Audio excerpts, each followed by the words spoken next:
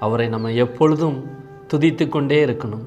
ஏன்னா ஒவ்வொரு மாதமும் அவர் நம்மளை நடத்தி வருகிற ஒரு கிருபை, இரக்கம் மேலானது. அவர் நம்மேல் வைச்சிருக்கிற அன்பு அது மிகப்பெரியது. ஏன்னு சொல்கிறேன்னா, மனிதன் மறந்தாலும் நம்மளை மறக்காத ஒரே ஒரு தெய்வம் அவர் மட்டும்தான். நான் உன்னை மறக்கவில்லை அப்படின்னு அடிக்கடி நம்மளுடைய இருதயத்தில் ஆவியானவர் பேசிக்கொண்டே இருக்கிறார். ஏன்னா மனுஷங்க இன்னைக்கு பேசுகிறாங்க, நாளைக்கு அவங்களுடைய சூழ்நிலைக்கு ஏத்தாப்பில் இல்லை அவங்களுடைய வசதி வாய்ப்புகளுக்கு ஏத்தாப்பில் மாறிடலாம். ஆனாலும் மாறாத ஒரு தெய்வம் என்ன, அது ஆண்டவர் ஒருவர் மட்டும்தான்.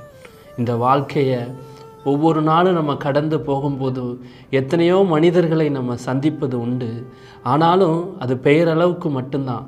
நம்ம யாரிடத்திலும் போய் நம்மளுடைய வேதனையும் கஷ்டத்தையும் நம்ம பகிர்ந்து கொள்ள முடியாது. ஏன்னா அப்படிப்பட்ட ஒரு வேதனை இருதயத்தில் நமக்கு அநேக பேருக்கு உண்டு. அந்த ஒவ்வொரு மாதத்தையும் ஆண்டவர் கொடுக்குற அந்த வாக்குத்தத்தத்தின் மூலியமாக அதை வைத்து ஜெபிச்சு ஆவியானவர் அந்த வேதனையிலிருந்தும் அந்த போராட்டத்திலிருந்தும் நம்மளை விடுதலையாக்கி ஒவ்வொரு மாதமும் ஒவ்வொரு நாளும் நம்மளை ஒவ்வொரு நிமிஷமும் நடத்தி கொண்டிருக்கிறார்.